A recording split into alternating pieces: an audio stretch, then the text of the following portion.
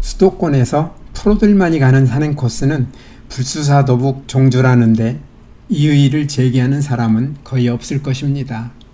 불암산에서 시작하여 수락산과 사패산, 도봉산, 북한산으로 이어지는 45km를 20시간 이상에 걸쳐 하루 동안 강행군하는 이 산행은 웬만한 사람이라면 생각하기도 쉽지 않은 그야말로 무시무시한 일정입니다. 제 친구들 가운데에도 거의 산신령 수준인 세 친구가 이 엄청나게 어려운 코스 산행을 성공적으로 마쳤다는 말을 들었는데, 저는 불수사 도북 종주를 3번에 나누어 비교적 무난하게 해보는 것은 괜찮다는 생각을 가지고 있었기에 이번에 2번째 구간인 도봉산과 사패산 구간을 가보게 되었습니다.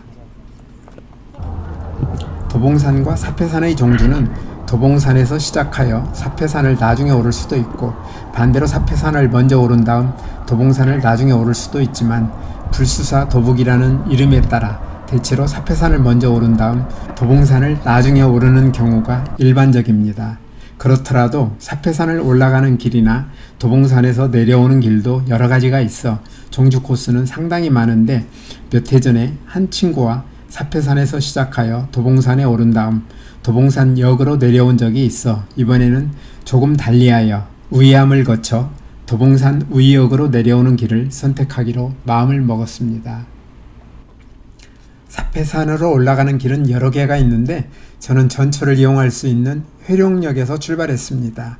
전철에서 내려 아파트 단지를 거쳐 1km쯤 올라가면 회룡 탐방지원센터가 나오는데, 여기에서부터는 계곡에 흐르는 물소리를 들으며 회룡골을 따라 올라가게 됩니다.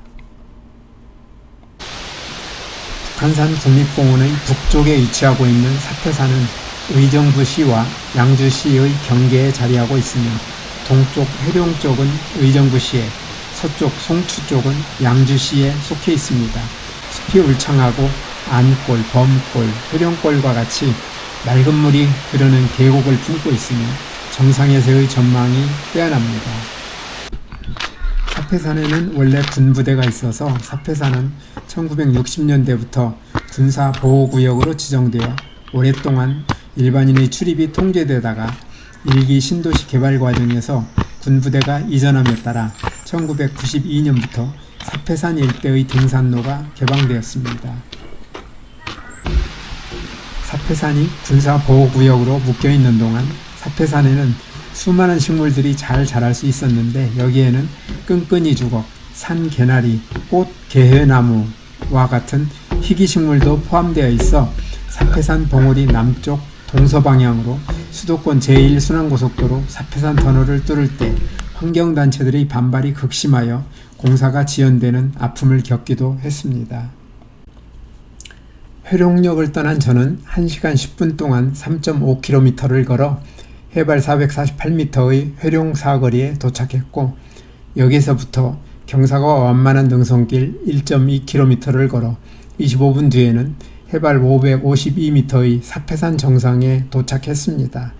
끝이 뾰족뾰족하고 날카로운 도봉산과 달리 사패산 정상은 넓고 거대한 계단 모양을 하고 있는데, 여기에서는 멀리 보이는 도봉산과 더 멀리 보이는 북한산, 그리고 그 주변의 낮은 산들의 멋진 경치를 볼 수 있습니다. 사패산은 디지털 양주문화대전에 따르면 사패산의 원래 이름은 사패산이 아니었고, 산의 전체적인 모양이나 큰 봉우리의 바위 모양이 삿갓처럼 생겨서 갓바위산 또는 삿갓산이라고 불렀다고 하며, 그러다가 조개 껍질처럼 생겼다 해서 일부에서 사패산이라 부르기 시작하였고, 대부분의 지도가 이것을 따라 쓰는 바람에 사패산이 되었다고 하고, 혹은 조선시대 선조가 딸 정휘옹주에게 하사한 산이어서 사패산이라고 부르게 되었다고도 한답니다. 사패산은 한자로 줄사자와 어떤 사물의 이름, 성분, 특징 따위를 알리기 위하여 그림을 그리거나 글씨를 쓰거나 새긴 종이나 나무, 쇠붙이 따위의 조그만 조각을 뜻하는 패자를 쓰며, 고려와 조선시대 임금이 왕족이나 공신에게 토지나 노비를 하사할 때 그것의 소유에 관련된 사항을 규정하여 내려주던 일을 사패라고 합니다. 사패산에서 준비해온 과일을 먹으며 잠시 휴식을 취한 저는 능선길로 도봉산을 향해 출발했습니다.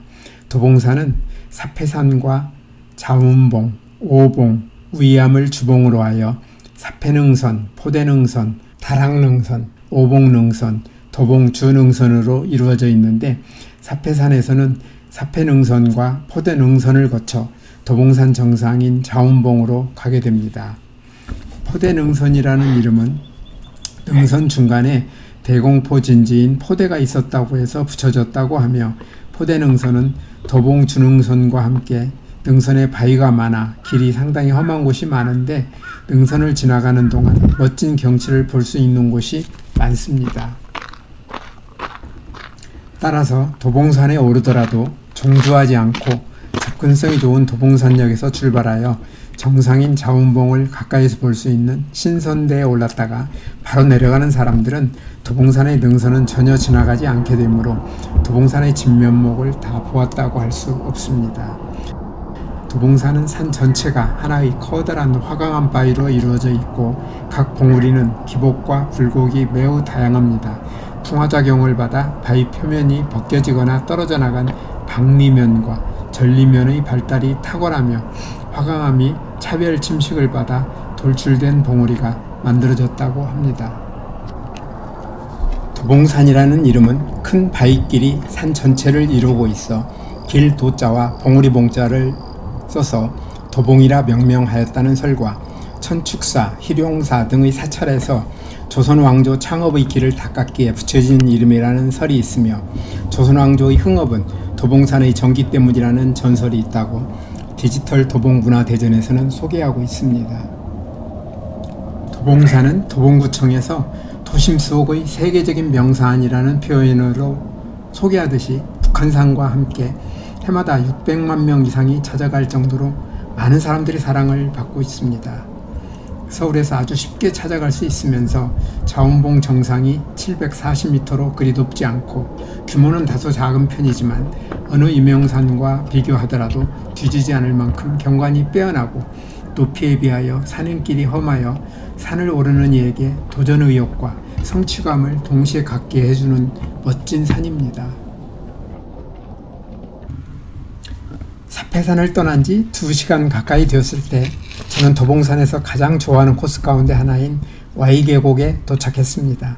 Y계곡은 난간의 도움을 받아 거의 수직에 가까운 가파른 절벽을 내려갔다가 계곡을 건너 다시 올라가는 길로 아슬아슬한 바위를 오르내리는 체험하는 장소이지 멋진 볼거리가 있는 곳은 아닙니다.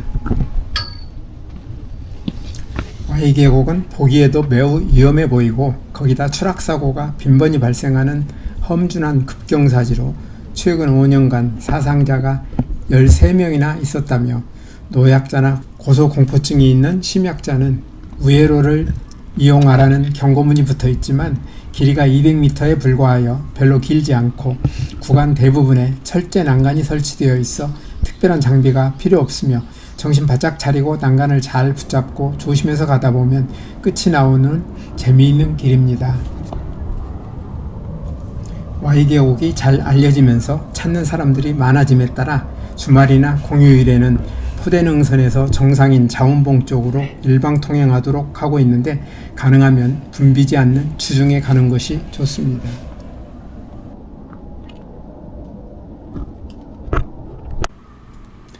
포대능선 쪽 입구에서 출발하여 Y계곡을 건너면 최고봉인 해발 740m 자운봉이 코앞에 나타납니다. 자운봉은 어떻게 저런 바위덩어리가 저렇게 서 있을 수 있을까 하는 생각이 들 정도로 아슬아슬한 모습을 보여주고 있는데 한편으로는 참 아름답습니다. 언젠가 장비를 갖춘 전문 산악인이 정상에 올라가 있는 것을 본 적이 있는데 저는 눈으로 쳐다보는 것만으로도 다리가 떨릴 지경이었습니다. 도봉산 정상인 자운봉은 장비를 갖춘 전문 산악인만 올라갈 수 있기 때문에 이번에도 자운봉보다 14m가 낮은 신선대에 올라 자운봉의 멋진 모습을 바라보았습니다. 자운봉의 모습은 아름다운 것은 말할 것도 없고 불안정한 모습으로 무너지지 않고 서 있는 모습이 경이롭기까지 합니다. 신선대에서 자운봉의 멋진 모습을 충분히 즐기고 머릿속과 사진, 동영상에 담은 저는 도봉 준흥선을 따라 2.5km 떨어진 우이암을 향해 떠났습니다. 해발 726m의 신선대와 542m의 우이암과는 높낮이 차가 200m가 채 안 되지만 도봉 준흥선의 길은 돌이 많을 뿐만 아니라 가파른 내리막길도 있어 걷기 편한 길이 아닌데 다행히 오봉 삼거리를 지나서는 길이 조금 편해졌습니다.